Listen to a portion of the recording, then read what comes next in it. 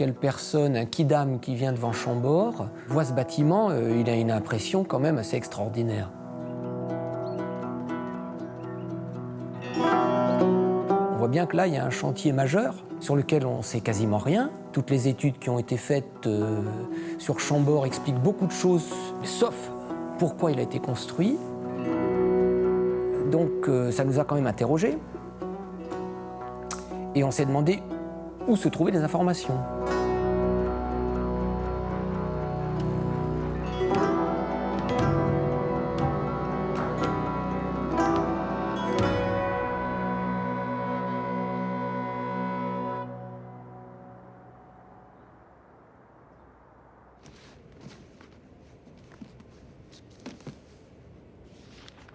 En 1519, le roi François Ier posait les premières pierres du plus grand château de la Renaissance au milieu des marais. Surdimensionné, bâti en un lieu des plus inhospitaliers du Val-de-Loire et inhabitable, que nous raconte Chambord?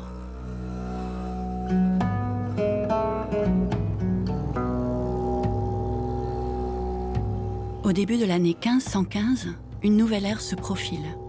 La France, le plus grand royaume d'Occident, sort de la guerre de 100 ans qui l'avait opposé à l'Angleterre.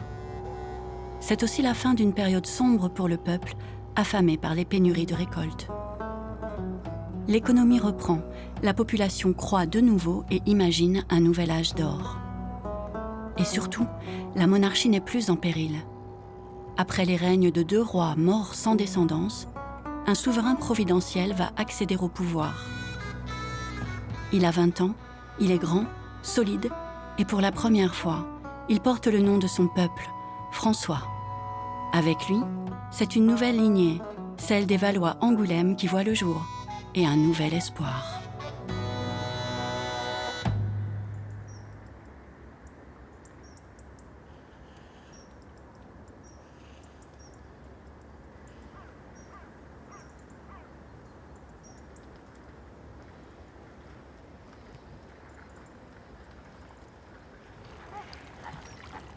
Quand on est dans un lieu comme ici, on est complètement dans l'ambiance, dans la mesure où on aperçoit le château au milieu donc, des marais, de très loin, à plusieurs kilomètres de distance, puisqu'en fait il n'y avait pratiquement pas de forêt ici, donc un paysage ouvert.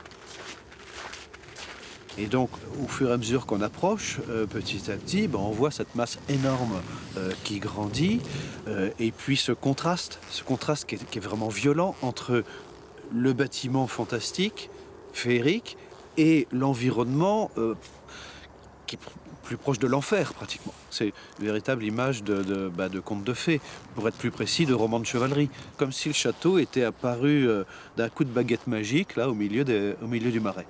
Donc ce contraste est très parlant aussi, parce que ce qu'on voit ici ne peut pas ne pas faire penser à la vision de Saint Jean.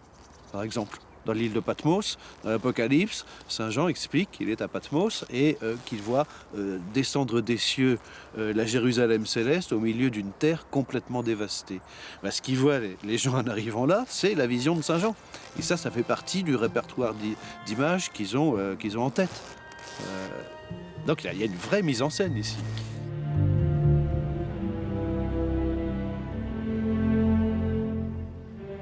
C'est en 1518 que François Ier aurait décidé la construction du château de Chambord.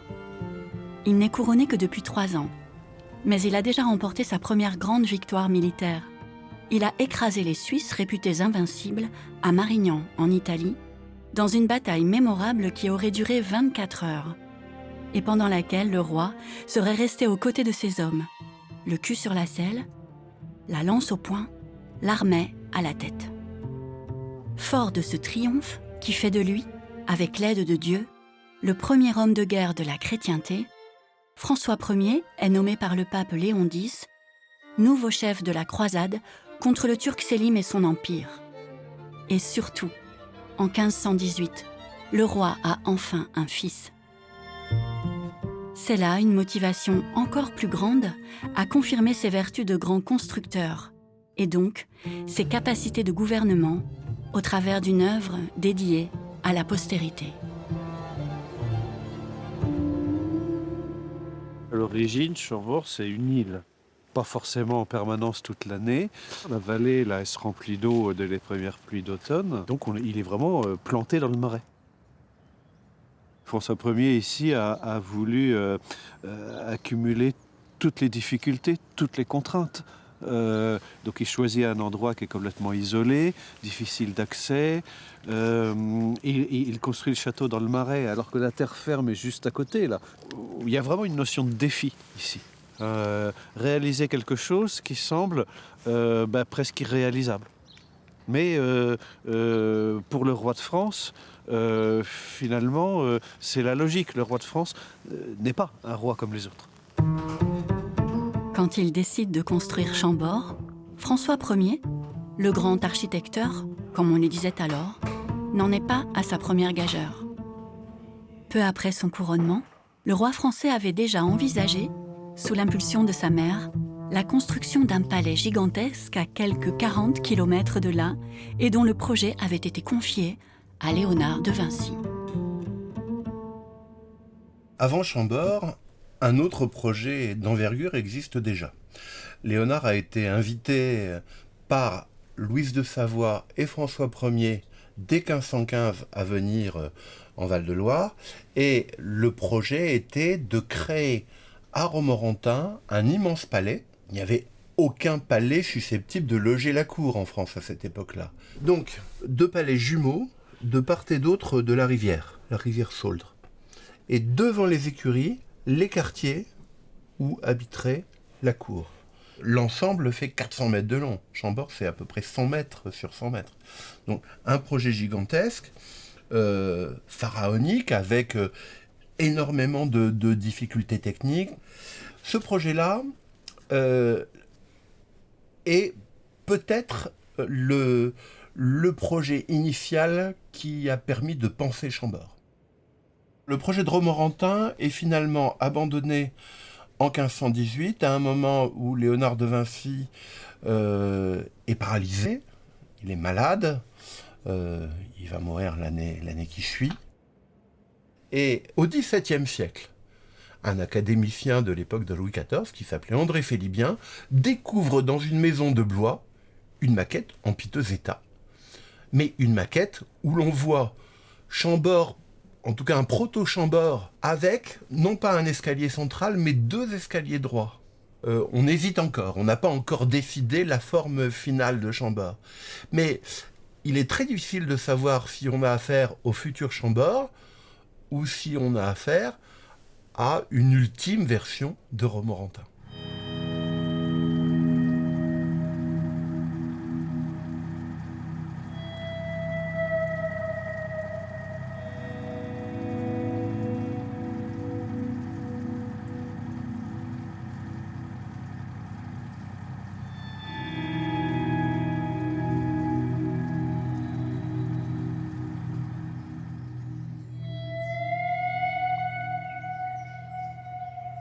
Alors ici, on est à proximité du port de Saint-Dié, qui était aussi le port de Chambord. C'est le lieu où on a débarqué l'essentiel des matériaux qui ont servi à la construction du château il y a bientôt 500 ans. Essentiellement, on a débarqué des pierres, des ardoises, un peu de bois, et puis aussi un matériau auquel on s'attend moins, des feuilles de plomb qui étaient utilisées pour rendre certaines parties du château étanches.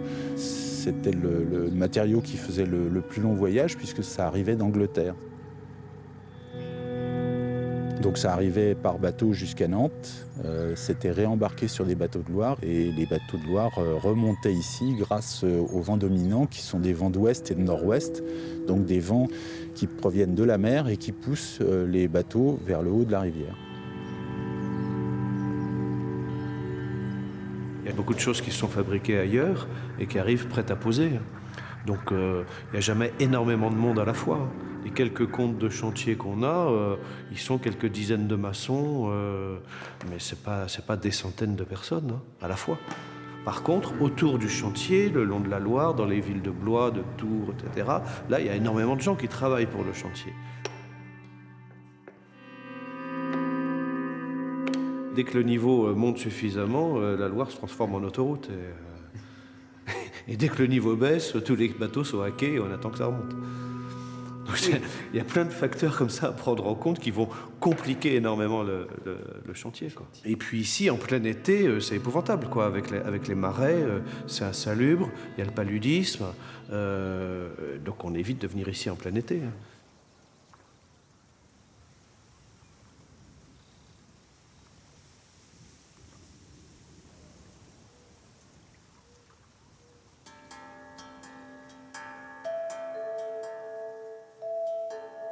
Le domaine de Chambord reste aujourd'hui, avec ses 50 km², le plus grand parc clos d'Europe. À quoi ressemblait cette terre qui n'était pas encore une forêt il y a 500 ans? Au Centre des études supérieures sur la Renaissance, un programme régional de recherche, l'intelligence des patrimoines, tente de restituer, grâce aux nouvelles technologies, le visage du paysage de Chambord, avant la construction du château. On avait très peu d'éléments, j'allais dire, dans les sciences historiques en matière d'archives. Il y a très peu d'archives sur ce château, c'est une de ses particularités. Donc aujourd'hui, ce sont les autres sciences, par rapport aux sciences historiques, qui nous permettent de faire des découvertes. Et ça ne sera jamais des découvertes très précises. Ça va être des découvertes qui sont des découvertes de compréhension plus globale du château. Et ça permet également d'avoir une histoire du paysage. Grâce à ce type de projet et au croisement avec le parcellaire, nous avons pu identifier en effet les champs de labour qui étaient présents donc de l'époque médiévale et donc avérer l'exploitation qui se trouve aujourd'hui donc encore sous le couvert végétal. Dans ce parcellaire, il y avait de nombreuses métairies qui occupaient l'espace et qui ont été expropriées au moment, à partir du début des années 1520, par un commissaire pour justement créer progressivement le domaine royal.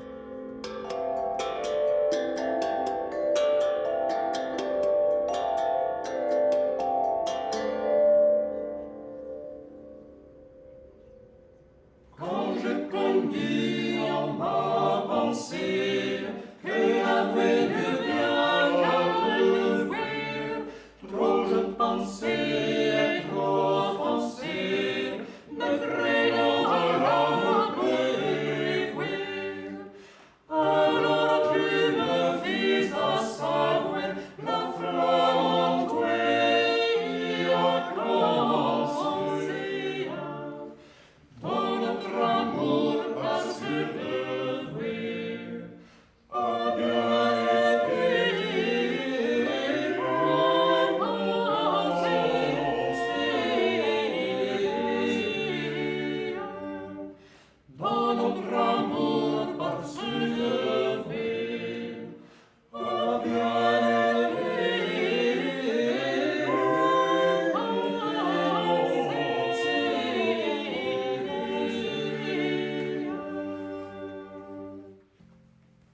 On a fait un inventaire systématique de tous les décors sculptés de Chambord, ce que personne n'avait jamais fait jusque-là. Ça peut paraître étonnant, mais bon.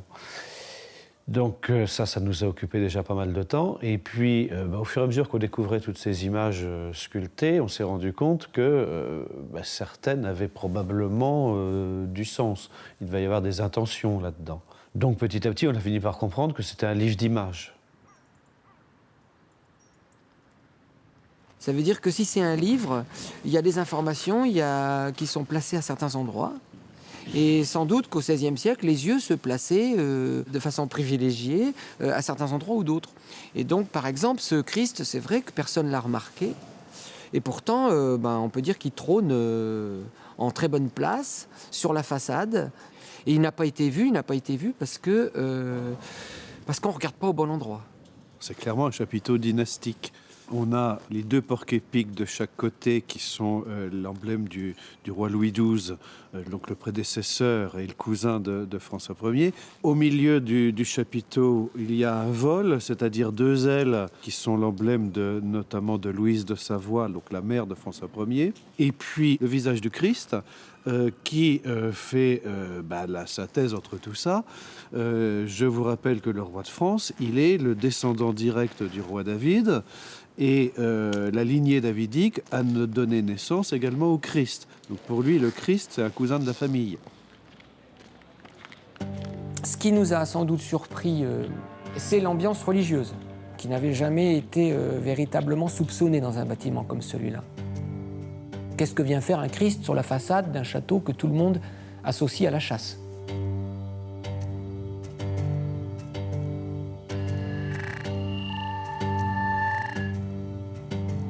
Chambord aurait donc d'abord été conçu dans l'esprit du roi comme un château dynastique. Il s'agit de ranimer le mythe royal et surtout de conforter la Providence dans le choix de cette nouvelle lignée qu'il incarne et qui, il l'espère, régnera plus de 500 ans.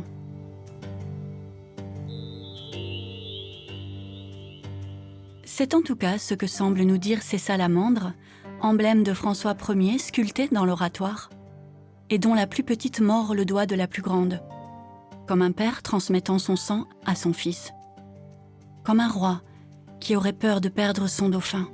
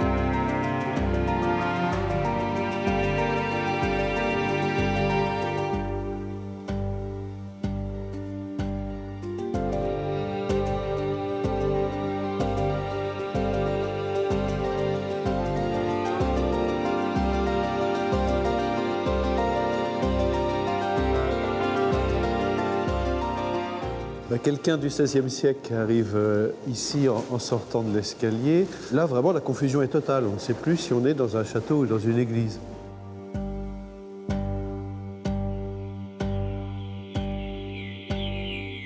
On a ce plan en croix grecque, qu'on retrouve donc dans les églises de plan centré, alors plutôt en Orient, hein, mais qu'on trouve aussi un petit peu en Occident, et notamment par exemple en Italie. Et Chambord, ce n'est pas autre chose que cela. Ce sont des symétries.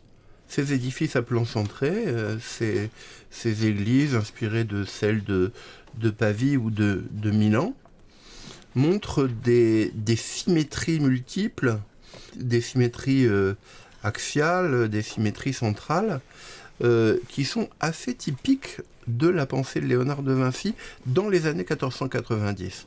Et il est tout à fait possible que ces idées-là, que l'on rencontre dans le manuscrit BD les années 1490, soient réinvesties dans des projets ultérieurs dont Léonard de Vinci et François Ier auraient discuté dans les années 1518-1519.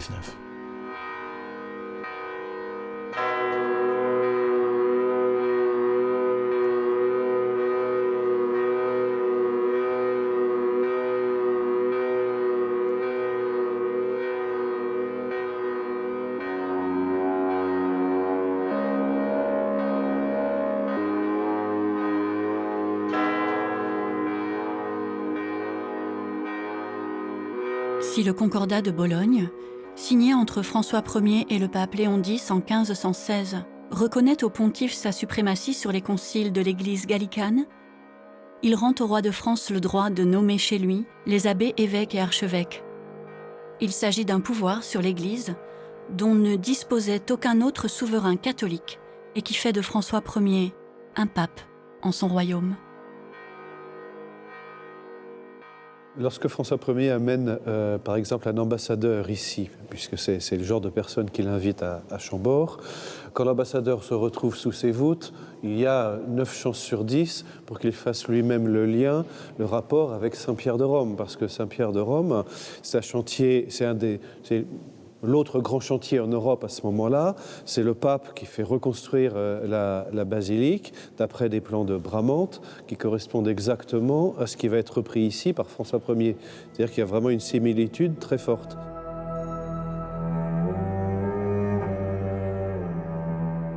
Et puis quand on affine encore le regard et qu'on s'intéresse au décor de ces voûtes à caissons, eh bien là, au premier coup d'œil, ça nous paraît très répétitif. En réalité, ça ne l'est pas du tout. Et c'est encore un livre d'images.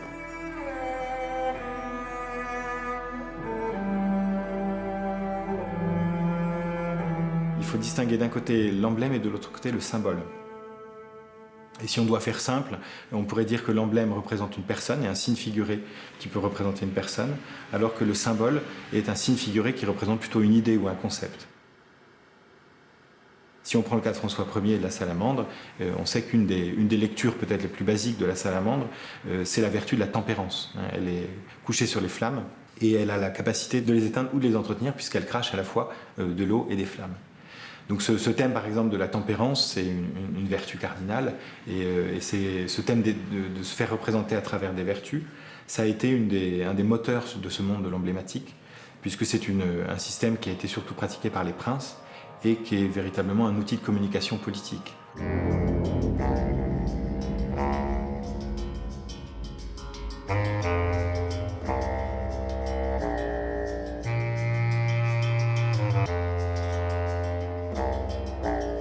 Il y a à peu près 400 caissons. On peut peut-être déjà dire qu'il n'y a pas une sculpture qui est identique. On a fait l'inventaire de chaque sculpture, on les a regardées indépendamment et nous avons identifié effectivement certaines placées à certains endroits qui avaient certainement un sens.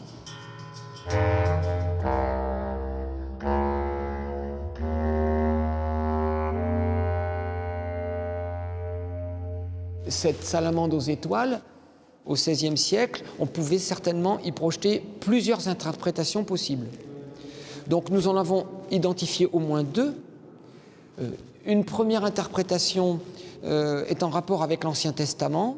C'est le rêve de Joseph, fils de Jacob, descendant d'Abraham, qui fait un rêve où il voit 11 étoiles se prosterner à ses pieds. Parce qu'en fait, Joseph, quand il fait ce rêve, il pense que les 11 étoiles qu'il a vues, ce sont ses 11 demi-frères, et que donc Dieu l'a choisi comme étant la 12e étoile à la tête des 12 tribus d'Israël. Le message qui peut peut-être être contenu, c'est que François Ier est la 12e étoile. Les 11 étoiles dans son corps, ce sont les pays d'Occident symboliquement, dont il est à la tête, choisis par Dieu. Donc il pourrait y avoir derrière cette interprétation une dimension évidemment d'élu de Dieu. Pour le Nouveau Testament, c'est à peu près le même message, mais cette fois avec la Vierge Marie, qui apparaît dans l'Apocalypse de Saint Jean avec une couronne à 12 étoiles. Il se trouve donc que François Ier est du signe astrologique de la Vierge, et donc là, ça pourrait vouloir dire que François Ier était choisi comme l'élu de Dieu, de nouveau, à la tête des constellations célestes. Donc voilà des interprétations possibles qui pourraient être ici dans cette voûte. On peut y voir aussi des informations plus profanes. Un lettré, par exemple, il peut voir dans cette salamandre aux étoiles une allusion aux Métamorphoses d'Ovide, qui est un best-seller de l'époque. Il y a un épisode des Métamorphoses qui peut rappeler cette image-là. Et puis sans doute à beaucoup d'autres choses. En fait, il ne faut pas trop se demander qu'est-ce que ça veut nous dire. Et il faut surtout se demander qu'est-ce que quelqu'un du XVIe siècle peut y voir, peut projeter là-dessus. Donc il y a toujours effectivement plusieurs niveaux d'interprétation possibles. Et c'est à ça qu'on reconnaît un bon emblème d'ailleurs, par sa richesse d'interprétation.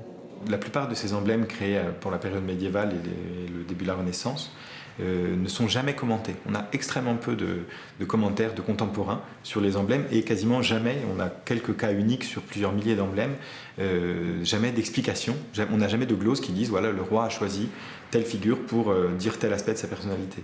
Et donc le travail de l'historien, du spécialiste des emblèmes, c'est de réinscrire ces signes dans des contextes et d'essayer de comprendre ce que les contemporains connaissaient, qui connaissait quoi, et dans ce cas-là, qui a été capable de comprendre quoi dans l'emblème qui leur a été donné à connaître.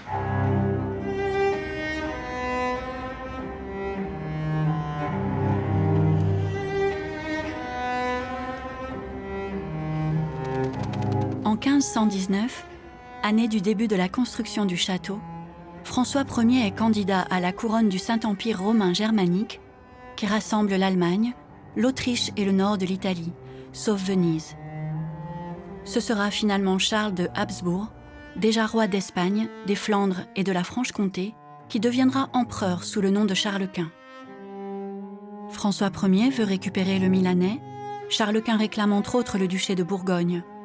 La rivalité entre les deux souverains se formalisera 6 ans plus tard, lors de la bataille de Pavie, où François Ier sera fait prisonnier et retenu à Madrid. Un revers pour le roi de France, qui dès son retour au pays, 1 an après, est bien décidé à reprendre les rênes du royaume et à affirmer sa figure de prince, défenseur de la chrétienté.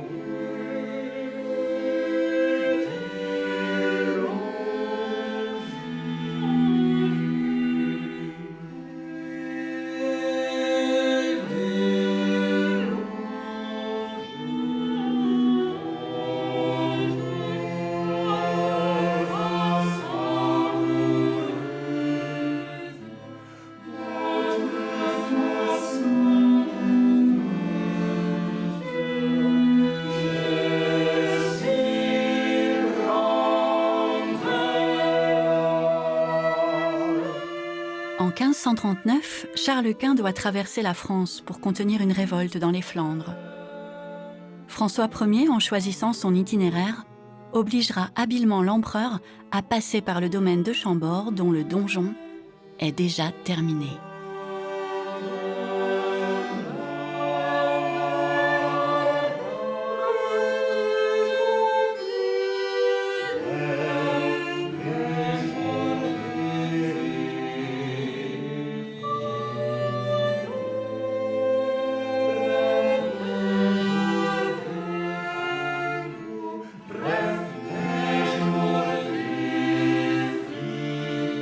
Ce que fait François Ier à Chambord, c'est de dire au monde qu'il est empereur en son royaume. C'est de dire à l'ensemble de l'Europe et donc du monde qu'il est ce roi qui a réussi cette construction qui sera ensuite réimitée par Henri VIII et également par Charles Quint à côté de l'Alhambra, qui va faire aussi des émules. On jalouse énormément François Ier à travers cette réalisation qui est gigantesque et qui symbolise justement ce qu'il est, à la fois ce roi chevalier, ce roi issu de l'époque médiévale, et en même temps ce roi qui est le roi qui construit son nouvel État en France, dans son royaume.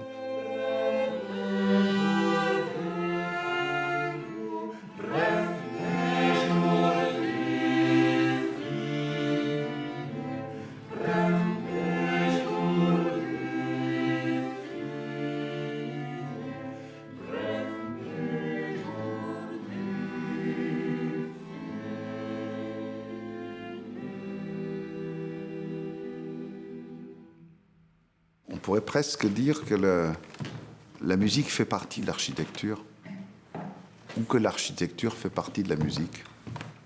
Parce qu'il ne faut pas oublier quand même que dans l'enseignement qui était donné aux scientifiques, aux techniciens, aux ingénieurs, aux penseurs, aux philosophes, les rapports de la musique aux mathématiques et à l'architecture sont fondamentaux.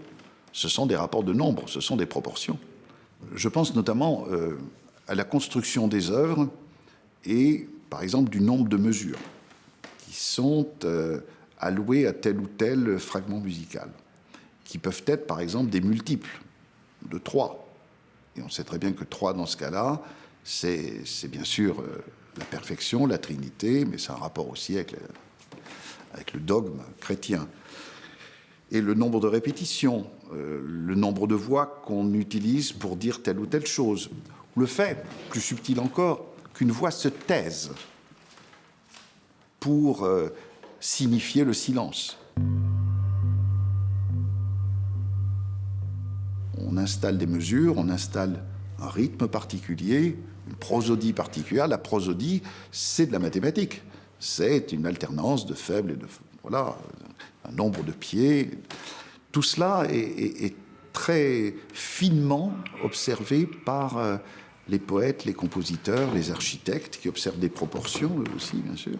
Donc il n'est pas très étonnant de trouver des ramifications intellectuelles communes, à la fois aux penseurs, aux architectes, aux musiciens, aux philosophes.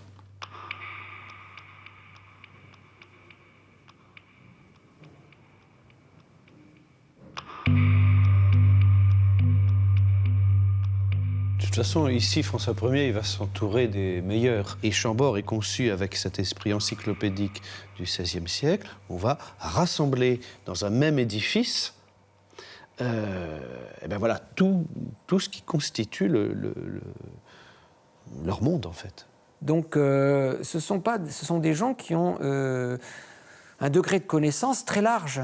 Donc, tous ces gens-là sont des éducateurs qui étaient déjà là sous Charles VIII, sous Louis XII. Ils connaissent tous les chantiers aussi, d'une manière ou d'une autre, directement ou indirectement. Ils sont à la fois médecins, astrologues, architectes,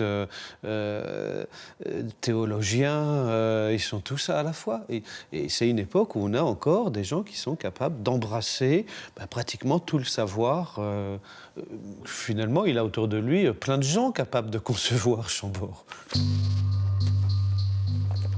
Dans ce manuscrit, nous avons des réflexions de Léonard de Vinci dans les années 1490. Donc il est à Milan, on est à l'époque où Léonard réfléchit peut-être à une ville idéale ou à un quartier aménagé pour les Sforza à Milan.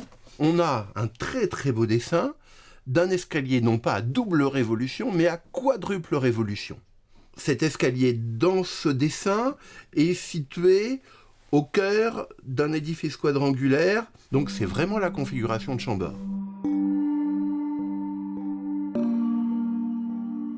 Léonard de Vinci, il a peut-être une influence ici, mais au même titre que certainement pas mal d'autres personnes ici.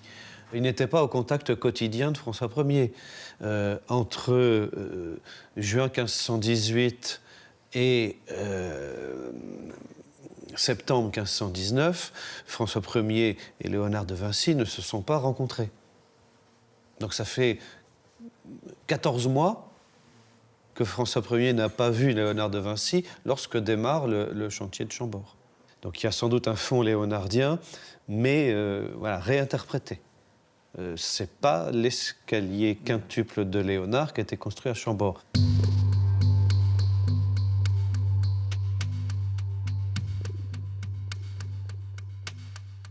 Il faut que ce château soit un château de concorde. Le projet de Léonard, c'est un château de discorde, puisque chaque rampe fait des choses différentes, va dans des lieux différents, tout le monde est séparé.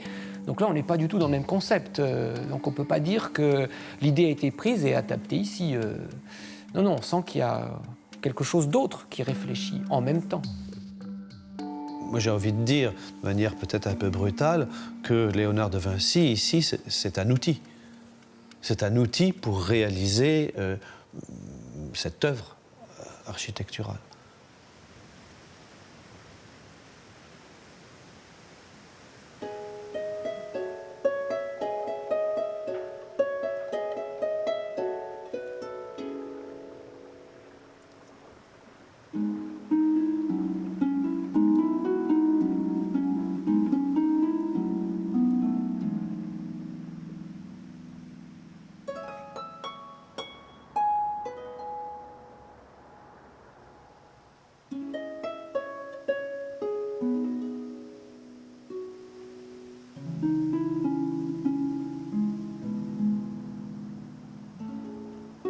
Pendant l'Antiquité, il y a plusieurs moyens d'accéder au ciel, en particulier par ce qu'on appelle la fureur poétique.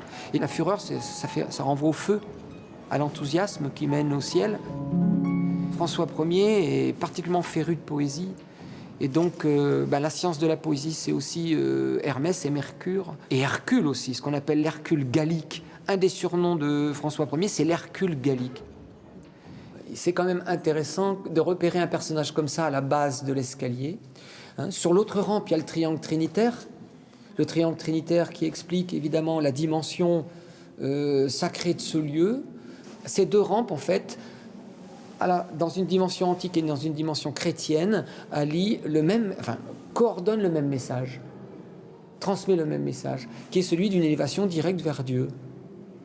Donc on peut le comprendre comme ça, on peut le comprendre d'autres manières, mais c'est une des compréhensions tout à fait contemporaines.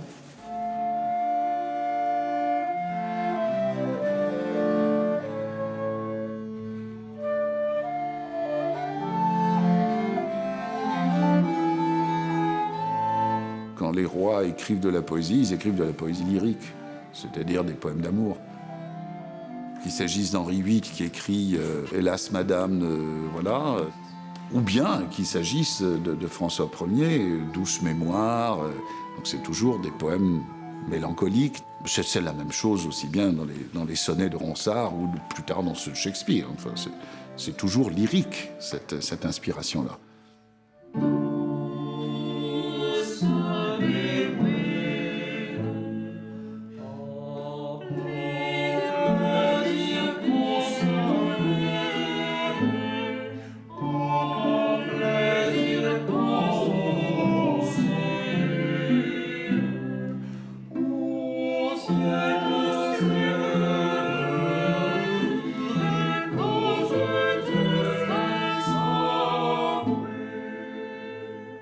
Grand architecte, poète, maître en éloquence, François Ier ne fut pas seulement un homme instruit. Il voulut diffuser la connaissance.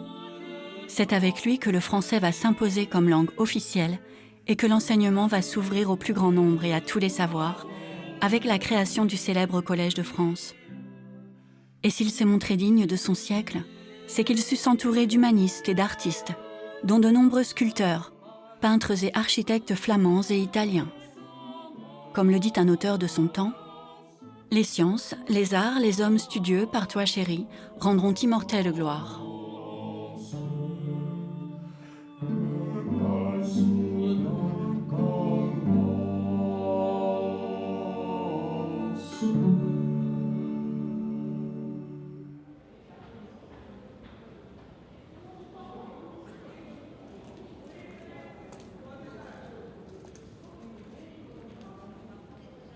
Quand on arrive ici au deuxième étage, l'escalier va traverser ces voûtes pour aller encore au-dessus. Alors si on reste dans l'optique d'une église, par exemple, la voûte symbolise la voûte céleste.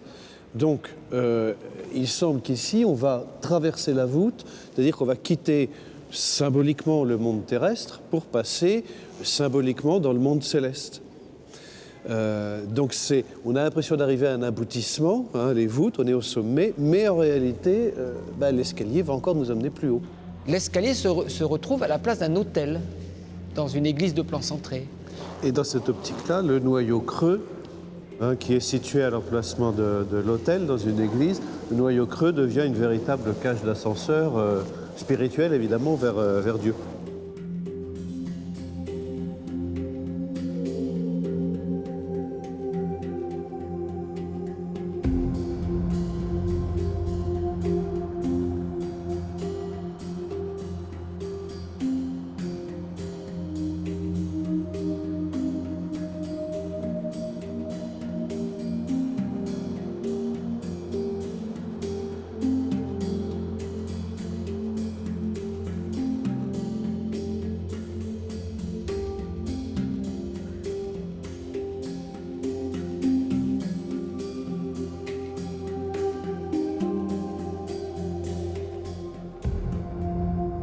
C'est par les toits que l'on accède à la tour de la Lanterne, ce point le plus haut du château qui culmine à 58 mètres.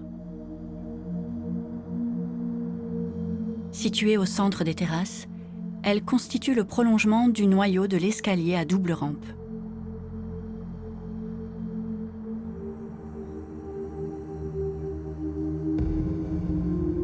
La grande lanterne renferme d'étonnantes perspectives déformées qui correspondent au goût du XVIe siècle pour les illusions d'optique.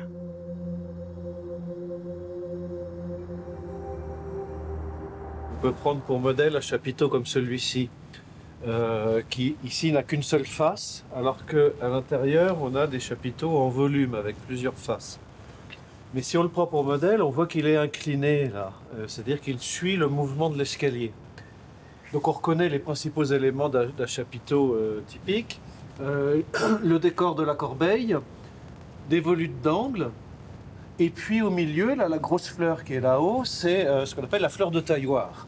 Et bien sur les chapiteaux qui se trouvent dans le noyau, on va avoir des chapiteaux inclinés, mais beaucoup plus, parce qu'on est proche du centre, donc ils sont presque à la verticale, ils sont à 75 degrés d'inclinaison.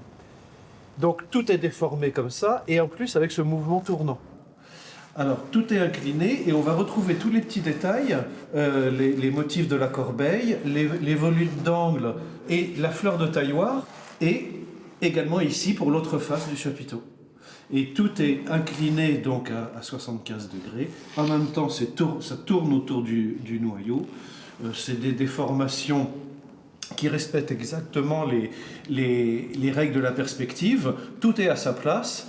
Et à partir d'une modélisation 3D, on arrive à redresser tout ça et à constater que ça a été fait vraiment en respectant la perspective. Il y a 18 colonnes comme ça sur toute la hauteur, qui sont toutes différentes. Ça ne ressemble même plus à des chapiteaux. C'est le principe d'une anamorphose, en fait, mais d'une anamorphose en 3 dimensions. Donc ça, on n'en a pas trouvé d'équivalent, ni en France, ni dans les pays limitrophes à cette époque-là. C'est vraiment un cas unique. Et il est passé inaperçu depuis 500 ans à notre connaissance, personne ne l'avait signalé. Et ça veut dire que François Ier a commandé ça, a fait sculpter ça. Avait-il les moyens de l'expliquer? A-t-il emmené un jour quelqu'un ici? Puisque on parle de Charles Quint visitant Chambord, personne n'en saura jamais rien. Mais en tout cas, c'est vrai que c'est une merveille, une des merveilles cachées de Chambord.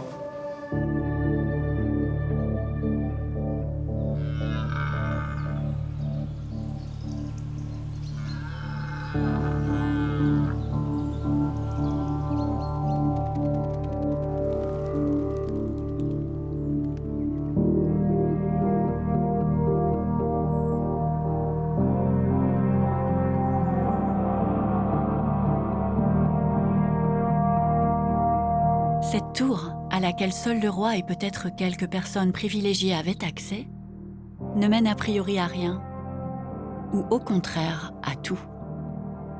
Le plus curieux, c'est que certains éléments emblématiques ne sont pas visibles dans les niveaux inférieurs. C'est-à-dire qu'il faut être dans cette partie-là pour les deviner et les surprendre même, puisque beaucoup de visiteurs depuis le XVIe siècle les ont jamais remarqués. Même les chercheurs modernes, les historiens ou historiens de l'art ne les ont pas remarqués. Il y a des médaillons sculptés qui intègrent quasiment toute l'emblématique de François Ier. De part et d'autre du F, du monogramme de François Ier, il y a 4 chiffres. Un chiffre, c'est toujours un emblème, semble-t-il, qui comporte plusieurs niveaux d'interprétation. Un des premiers, c'est que ce sont des lettres combinées, ce qu'on appelle une élision, c'est-à-dire un mélange de lettres qui sont le raccourci du prénom de François Ier, le F, le S, mélangés, combinés plusieurs fois. C'est aussi certainement un résumé de son programme politique. Pourquoi? Parce qu'on voit que ce chiffre est composé de 2 structures. Une sorte d'échelle à 3 niveaux, à 3 barreaux, plus un 8, ce qu'on appelle la concorde. Et nous pensons, grâce à des documents convergents de l'époque, que ces 3 niveaux pourraient signifier le peuple, la noblesse et donc le clergé, que le roi se doit de faire concorder, qui est une de ses missions en tant que roi de France. Donc ça veut dire que cet emblème pourrait signifier, aurait un niveau d'interprétation qui serait son programme politique affiché. C'est aussi sans doute un emblème qui a une signification religieuse, parce que la croix papale est une croix triple, tout à fait ressemblante à cette structure en forme d'échelle à 3 niveaux, ce qui pourrait laisser interpréter cet emblème comme étant la concorde religieuse. Donc ça pourrait être aussi ici le résumé de son programme religieux. La structure du château semble reprendre la structure du chiffre, dans la mesure où on retrouve les 3 paliers principaux, l'axe central et ce double enroulement autour de l'axe central. Donc on a l'impression que l'architecture même du château reprend l'esprit, l'idée qui est développée dans le chiffre. Et il y a un dernier niveau d'interprétation qui a été beaucoup plus difficile à repérer, mais grâce à un des précepteurs de François Ier, Jean Tenault, nous pensons que c'est un résumé de tout le programme éducatif qu'il a reçu depuis son enfance et qui, en quelque sorte, résume le chemin par lequel il doit passer à travers l'acquisition des vertus pour devenir le roi qu'il est censé être, c'est-à-dire un roi représentant de Dieu. Effectivement, il va y avoir plusieurs domaines de connaissances qui vont s'intégrer, et la Kabbale juive, qui est à la mode à l'époque dans l'étude des humanistes autour de François Ier, mais en Europe en général, eh bien, va se retrouver aussi condensée.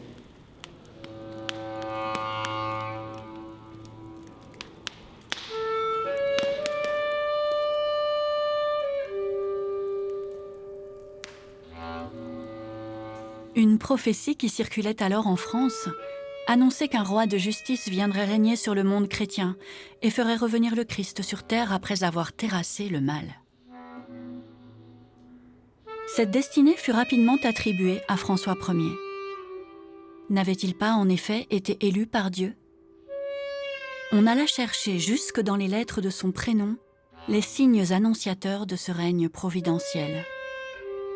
C'était là un mythe qui illustrait l'espoir d'un peuple dans un renouveau religieux, politique et même intellectuel. Bref, une renaissance. Il s'agit d'un manuscrit qui est en fait l'une des deux seules copies existantes d'un texte rédigé par Jean Tenault à la demande de François Ier sur la Kabbale. Jean Tenault, c'est une figure exemplaire de la Renaissance. Il est un astrologue, un kabbaliste, un humaniste, un poète. Il a lié sa vie à la famille royale dès avant la naissance de François Ier. Et il était lié à Louise de Savoie, qui lui confie l'éducation du jeune roi. Il commence à s'intéresser vers 1515 à des doctrines qu'on pourrait définir occultes, ésotériques, comme la Kabbale, et c'est sous impulsion de Louise et de François en particulier, qui commandent des textes sur la Kabbale. Jean Tenault produit alors ce manuscrit. Celui-là en est la copie destinée à François Ier, puisqu'il l'a fait commencer d'une épître dédicatoire adressée au roi, et il fait précéder cette épître dédicatoire des armes de François Ier, avec le collier de l'ordre de Saint-Michel, les salamandres et puis les armes de France. Alors, qu'est-ce que c'est la Kabbale? C'est une tradition mystique qui essaye de dévoiler les rapports entre l'homme et Dieu et la création. Il y a un langage très symbolique, des métaphores qui sont utilisées pour expliquer ces rapports. Et dans cette période, donc, la vision du monde de la Renaissance était différente par rapport à la vision que nous avons aujourd'hui. La réalité, selon l'homme de la Renaissance, qui avait encore un héritage, l'héritage du Moyen-Âge, on pourrait dire, était une réalité animée. Il y avait des liens occultes dans la nature, il y avait des entités qui avaient le pouvoir d'intervenir dans le réel.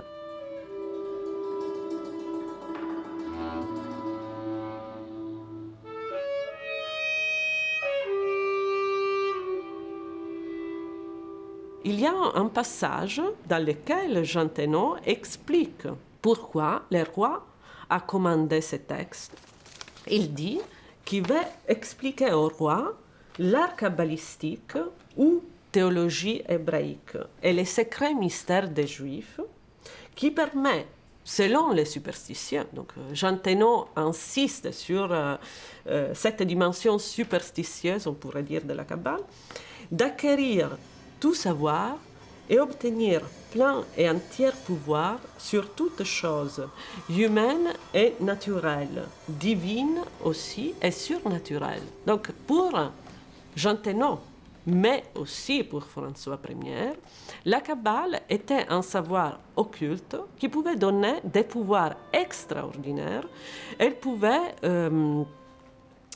causer des miracles.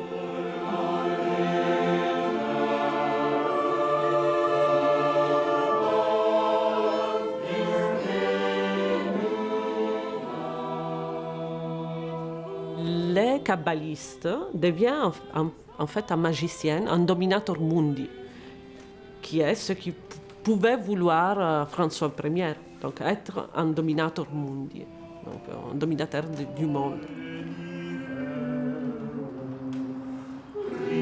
On pourrait imaginer que Chambord symbolise ce parcours d'ascèse du kabbaliste et de purification pour rejoindre l'omniforme informe, forme de toutes choses, donc Dieu en fait, et avoir la vision de Dieu.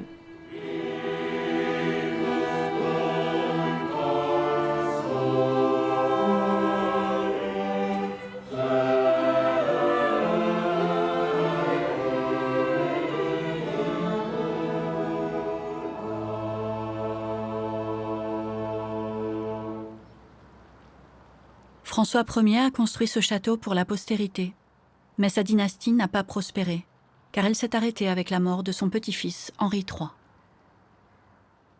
Sa dimension symbolique perdue, Chambord sera peu à peu délaissé par la nouvelle dynastie des Bourbons, jusqu'à ce que Louis XIV, passionné d'architecture, y revienne avec sa cour.